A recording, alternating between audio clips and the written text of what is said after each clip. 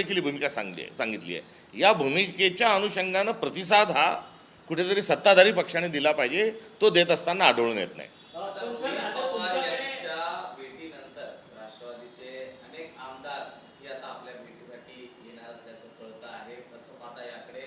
उशिरा का होईना पण राष्ट्रवादी अजित पवार यांच्या पक्षाचे आमदार आपल्या भेटीला संपर्क साधतात तुमच्यासोबत। 15 मार्च रोजी ह्या निवडणुका जाहीर झाल्या आणि 15 मार्च नंतर तब्बल 5 एप्रिलपर्यंत कोणीही संपर्क साधत नाही। याचा अर्थ राष्ट्रवादी अजितदादा पवार गटातील नेतृत्वाला या निवडणुकीशी काही घेणं देणं नव्हतं का? इतके दिवस त्यांनी का संपर्क साधला नाही, हा मूळ प्रश्न या निमित्ताने उपस्थित होतो आणि या प्रश्नाच्या अनुषंगाने त्याचं निरसनी कुठेतरी झालं पाहिजे। त्यांचे काही खासदार दिल्लीलाही आहेत, काही राज्यसभेत आहेत। या सर्व लोकांनी आमच्या पक्षश्रेष्ठीला भेटण्याच्या अनुषंगानेही कुठे त्या ठिकाणी ते संपर्क साधला नव्हता 5 तारखेपर्यंत। ही बाब देखील एक सत्य कुठेतरी आहे। त्यामुळे या निवडणुकीशी त्यांना देणं घेणं नव्हतं का भारतीय जनता पक्षाच्याच मोठा भाऊ म्हणून या निवडणुकीची सगळे सूत्र त्यांच्याकडे सोपवली होती का? हे प्रश्न यातून स्वाभाविक स्वरूपात निर्माण होतात। आता या सगळ्या बारामतीच्या विधानसभेच्या पोटनिवडणुकीतून माघार घेण्याच्या प्रक्रियेचा जो काही निर्णय आहे तो आता तुम्ही स्वतः घेणार आहात की पक्षश्रेष्ठी काँग्रेसच्या पक्षश्रेष्ठींकडून होणार आहे? निर्णय घेण्याचा चेंडू तुमच्या कोर्टात आहे का? या संदर्भात आम्ही भूमिका घेऊन पुढे गेलो। आमचा सर्व प्रक्रिया पूर्ण झाली आणि आम्ही अर्ज दाखल केलेला आहे आणि या संदर्भात ज्या विनंती येत आहेत, जे सहानुभूतीच्या अनुषंगाने जे बोलल्या जात आहे, या संदर्भात मी महाराष्ट्रातील सर्व आमच्या आदरणीय नेत्यांच्यासोबत संपर्कात आहे। मी त्यांच्याशी चर्चा करत आहेत आणि त्यांच्या सर्वांशी चर्चा केल्यानंतर या संदर्भामध्ये पुढची भूमिका हा काँग्रेस पक्ष ठरवेल। सुनील तटकरे असतील किंवा प्रफुल्ल पटेल असतील, यांनी तुमच्याशी काही संपर्क साधण्याचा प्रयत्न केलाय का? कारण कुठेतरी एनसीपी मधनच ही निवडणूक बिनविरोध होऊ नये अशा अर्थीचं एक वातावरण तयार केलं जाते का? केवळ सुनेत्रा पवार या संपर्क साधताना दिसतात? सत्य आहे, सुनेत्रा वहिनींच्या शिवाय या संदर्भामध्ये अगदी कोणीही अजित पवार राष्ट्रवादी पक्षाच्या वतीने आमच्या कोणत्याही नेत्याशी अथवा पक्षाशी संपर्क साधलेला नाही। सुनेत्रा पवार एकीकडे आपल्याकडे फोन करतात, मात्र दुसरीकडे पार्थ पवार यांनी केलेलं विधान हे देखील विसरून चालणार नाही। त्यावरती काँग्रेसची आत्ताची भूमिका नेमकी काय असणार? नाही, त्यांचं मुळातच त्यांचं वक्तव्य हे ध्यानात घेण्यासारखं नाही। त्याच्यामुळे त्यांचं वक्तव्य हे निराधार आहे आणि ते प्रगल्भतेच्या मापदंडात आता गेलेलं असल्यामुळे त्यांच्या वाक्याच्या संदर्भात त्यांना आज उद्या परवा कधी ना कधी पश्चाताप झाल्याशिवाय राहणार नाही। हीच या निमित्तानं त्यांना माझी शुभेच्छा आहे।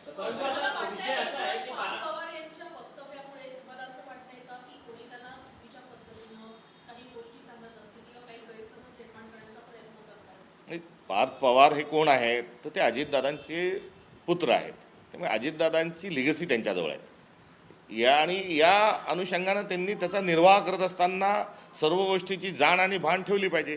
आता ते कोणाचं ऐकतात, काय ऐकतात, कशामुळे झालं हे तपासणं काही काँग्रेस पक्षाचं काम नाही आणि ते आमच्या पक्षाशी दुरान्वय त्यांचा संबंध नसल्यामुळे ते असे का बोलले का नाही बोलले या गोष्टींच्या संदर्भात मला कोणती माहिती नाही। मात्र ते भारतीय जनता पक्षाच्या सोबत राहून आता वेगळेच आणि म्हणजे निराधार आणि कुठल्याही प्रकारचं संदर्भ नसणारे वक्तव्य करण्याच्या अनुषंगाने त्यांचा प्रवास चालत असल्याचं दिसून येतो। बारामती पोटनिवडणुकीतून माघार घेण्यासंदर्भात तुमच्याकडे विनंत्या सगळ्या होताना पाहायला मिळतात, परंतु दुसरीकडे राहुरी देखील पोटनिवडणूक लागली आहे, तिथं देखील सेम परिस्थिती आहे। शिवाजीराव कर्डिले यांचं निधन झाल्यानंतर सहानुभूतीची लाट आहे, तिथं देखील अक्षय कर्डिले उमेदवारी त्यांनी दाखल केली भाजपमध्ये। मग तिकडे देखील आता राष्ट्रवादी काँग्रेस शरदचंद्र पवार पक्षाचा उमेदवार आहे, मग त्यांनी देखील माघार घ्यावी का या सगळ्या निवडणुकीतून? कारण की एकाला एक नाही, ही या निमित्तानं एक या सर्व एका नवीन सभ्यता स्थापित करण्याच्या एक संस्कृती घेऊन जाण्याच्या अनुषंगाने चर्चा होते, ही चांगली बाब आहे। मात्र आपण जर या 2 निवडणुका वगळून मागच्या 5 निवडणुकांकडे गेलो तर कुठेही अनफूट झालेली नाही। त्यामुळे भारतीय जनता पक्ष सोयीचं बोलणं हे कुठेतरी टाळावं आणि या संदर्भामध्ये पक्षाच्या पलीकडे जाऊन कुठेतरी विचार करण्याची आवश्यकता आहे। सोयीचं वागणं हा भारतीय जनता पक्षाचा स्वभाव झालेला आहे, हे यातून सिद्ध होत आहे। काही तास उरलेले आहेत, नेमकं आता कुठल्या वरिष्ठांची चर्चा करायची बाकी आहे? काँग्रेसचा निर्णय कधीपर्यंत आम्हाला कळणार? नाही, आज कालपासून या संदर्भामध्ये आमच्याकडे विनंती येत आहेत। आम्ही आमचा उमेदवार तिथे ठामपणे उभा आहे। उमेदवार किती सक्षम आहेत आणि वैचारिक भूमिकेतून आणि काँग्रेसशी किती निगडीत आहे हे आपण सर्वांनी बघितलं आहे. आता या नवीन सर्व येत असणाऱ्या या विनंतीच्या अनुषंगानं मला महाराष्ट्रातील आमच्या सर्व नेत्यांशी चर्चा करणं हे आवश्यक आहे आणि त्यांच्याशी चर्चा केल्यानंतर त्यांचा या संदर्भातली जी भूमिका आहे, भावना आहे, ही एकत्रित स्वरूपात आम्ही ठरवू आणि त्यानंतर आम्ही आमच्या वरिष्ठांशी चर्चा करून या संदर्भामध्ये पुढे जाण्याच्या अनुषंगानं निर्णय घेऊ. कोणत्याही परिस्थितीत माघार नाही असा अशी ती भूमिका आहे. तुम्ही स्पष्ट बोलतात, मात्र एकत्रित वरिष्ठ नेत्यांसोबत चर्चा करून तुमच्या काँग्रेस उमेदवाराच्या ज्या अटी होत्या नामांकन अर्ज दाखल करताना आज 3 वाजतापर्यंतची मुदत आहे माघारीची, तुम्हाला काय वाटतं चित्र ह्या निवडणुकीला लढण्याकरता, सामोरं जाण्याकरता आम्ही तयार आहोत. निवडणुकीच्या लढण्याच्या अनुषंगानं कुठल्याही प्रकारची अडचण नाही. आमचा उमेदवार सक्षम आहे, त्या ठिकाणी सर्व आमचे नेते जाऊन त्या ठिकाणी प्रचार करणार आहे आणि निवडणूक ही आम्ही वैचारिक पातळीवर वैचारिक भूमिका घेऊन आम्ही निवडणूक लढतो आहे आणि ती निवडणूक लढत असताना आमच्याजवळ कुठलाही आविर्भाव नाही, आम्ही काही कुठल्या अहंकारात बोलत नाही. त्यामुळे आमची लढण्यामागची जी भूमिका आहे ही कुठे खोड घालणं, कुठे खोडसाळपणा करणं ही नाही. तर एक वैचारिक भूमिका घेऊन आम्ही लढण्याच्या अनुषंगाने आमची पूर्ण तयारी झालेली आहे. लढण्यासाठी आम्ही पुढे जाते आहोत. मात्र या संदर्भात येत असणाऱ्या आमच्याकडे ज्या विनंती आहेत त्या विनंतीच्या अनुषंगानं त्याच्यावर पक्षात चर्चा करून येणं हे आवश्यक आहे आणि त्याच दृष्टिकोनातून आम्ही चर्चा करत आहोत. पण बिनविरोध ही जी काय मालिका सुरू ठेवलेली आहे या सगळ्या संदर्भात, या विधानसभेच्या पोटनिवडणुकीच्या संदर्भात, ही मुळात नेमकी का उद्भवली गेलेली आहे? कारण की लोकशाही आहे भारतात, त्यामुळे कोणी कुठेही जाऊन निवडणूक लढवू शकतं आणि हा लोकशाहीने दिलेला, संविधानाने दिलेला अधिकार आहे. हा खरं तर हिरावून घेण्याचा प्रयत्न या सत्ताधाऱ्यांकडनं होतोय. एक बारामतीतही काँग्रेसच्या संदर्भामध्ये अशा स्वरूपामध्ये बोटं दाखवणं हे कुठेतरी चुकीचं आहे. कारण एकूण 53 अर्ज दाखल झालेले आहेत आणि त्यामध्ये त्या इतर अर्जाच्या अनुषंगानं कोणी बोलायला तयार नाही. हरकत नाही. मूळ मुद्दा हाच आहे की या निवडणुकीला बिनविरोधचा एवढा जोरात जो पुळका या शब्दाचा जो भारतीय जनता पक्षाला आला आहे, त्या अनुषंगानं मला एवढंच सांगायचं आहे की आपण एक पॅटर्न महाराष्ट्रामध्ये जो लागू केला अनपोतचा, त्याचा आम्ही दुसऱ्या बाजूला निषेध करतो आहोत. कारण नगरपालिका, महानगरपालिका, जिल्हा परिषद यामध्ये आपण पैसा फेक, तमाशा देख, पैसे देऊन लोकांना विड्रॉल करायला लावले, लोकांना अर्ज भरलेल्याला आपल्या पक्षात घेतलं, कुठे गुन्हे दाखल करू अशी धमकी दिली, कॉलर पकडून विड्रॉल करायला लावले.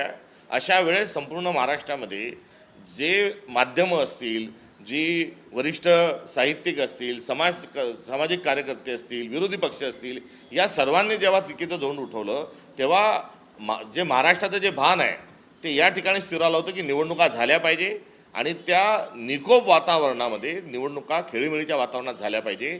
हे 4 महिन्यापूर्वीचं महाराष्ट्राचं असणारं आकलन या निवडणुकीच्या निमित्तानं आपण का पुसू पाहत आहोत हा देखील महाराष्ट्रातील जनतेला माझा प्रश्न आहे. सत्ताधाऱ्यांपैकी त्यांच्या व्यतिरिक्त म्हणजे सुमित्रा पवार यांच्या व्यतिरिक्त इतर 2 पक्ष आहेत, म्हणजे भारतीय जनता पार्टी आणि शिवसेना, यांच्यातल्या कोणाच्या वरिष्ठ नेत्यांचे या संदर्भात फोन आले आहेत का, की आपण असल्या फोनची वाट पाहतात का अर्ज मागितल्या? नाही, वाट पाहण्याची कुठलीही गरज नाही आणि वाट लावण्याचाही आमचा कोणताच मार्ग नाही. या संदर्भामध्ये भारतीय जनता पक्ष आमच्याशी संपर्क साधलेला नाही आणि त्यांनी आमच्याशी संपर्क साधावा ही आमची अपेक्षाच नाही. किंबहुना त्यांच्यामध्ये तेवढी नैतिकता आणि तेवढी हिंमत ही भारतीय जनता पक्षात उरलेली नाही. या देशाचे पंतप्रधान हे संसदेमध्ये येऊन बोलत नाहीत. त्यांना सिलेंडर म्हणण्यापर्यंतची वेळ आज विरोधकांवर आणि देशवासियांवर आलेली आहे. त्यामुळे भारतीय जनता पक्ष यामध्ये काही फोन करेल, पहल करेल, ह्या त्यांच्या वल्गना आहेत. ते करणारच नाही आणि त्यांनी कराव्या ही त्यांच्याकडून आमची अपेक्षाही नाही. तुमचाच घटक पक्ष असणारी शिवसेना मात्र या बारामतीच्या निवडणुकीबाबत कोणतीही भूमिका घेताना पाहायला मिळते. एकीकडे रोहित पवार राष्ट्रवादीच्या वतीने तुमच्याशी संवाद साधतात, शिवसेनेची नेमकी भूमिका त्यांनी स्पष्ट केली का तुमच्यासोबत? आमची वाटाच्याही संदर्भात या संदर्भात कुठेही चर्चा झाली नाही. आमच्या नेत्यांनी त्यांच्याशी संपर्क साधावा असं आमच्या बैठकीमध्ये हे ठरलेलं होतं. मात्र यामध्ये आम्ही जे पुढे जात आहोत तर इंडिया अलायन्सचा एक घटक पक्ष, मवईचा एक घटक पक्ष या नात्यानं या निवडणुकीमध्ये वैचारिक भूमिका घेऊन पुढे गेलं पाहिजे ही असणारी आमची मूळ भूमिका होती. वरिष्ठ नेत्यांसोबत चर्चा झाल्याच्या नंतर माघारीचा निर्णय किती वाजतापर्यंत अपेक्षित आहे? नाही, तो आता चर्चा ही एक विशिष्ट परिस्थितीमध्ये चर्चा संपन्न करण्याची प्रक्रिया सुरू केलेली आहे. सर्वांचे नेत्यांचे आमचं मत काय आहे ते जाणून घेऊन या संदर्भात पुढील भूमिका ठरवल्या जाईल. सर, एकूणच हो, होईल. सर, पण एकूणच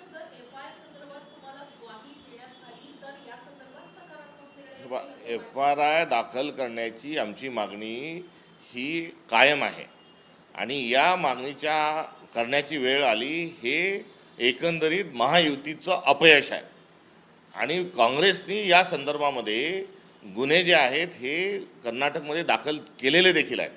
आता महाराष्ट्राने करावा हा असणारा आमचा मुद्दा कुठेतरी आहे राहील.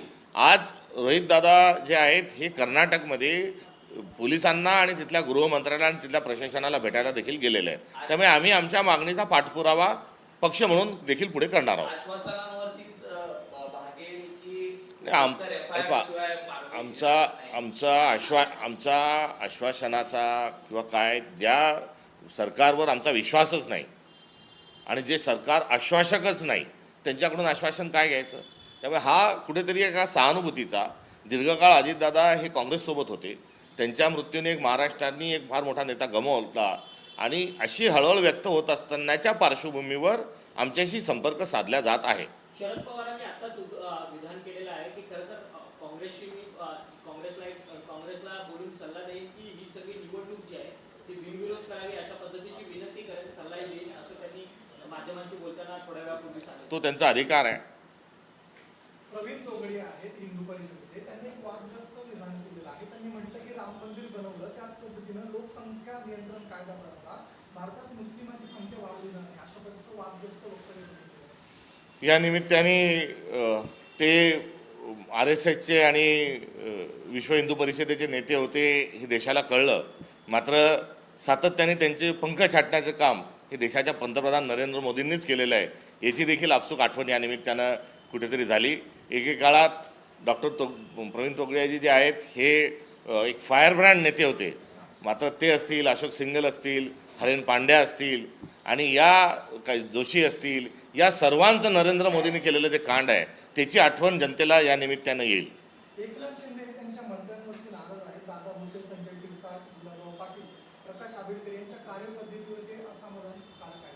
आपण महाराष्ट्रात एकनाथ शिंदेवर नाराज आहे त्याचं काय. नाशिकमध्ये एक लव्ह जिहादचा प्रकार घडलाय. 8 जणांनी या प्रकरणी अटक केलेली आहे. एका तरुणीचं धर्मांतरण केलं.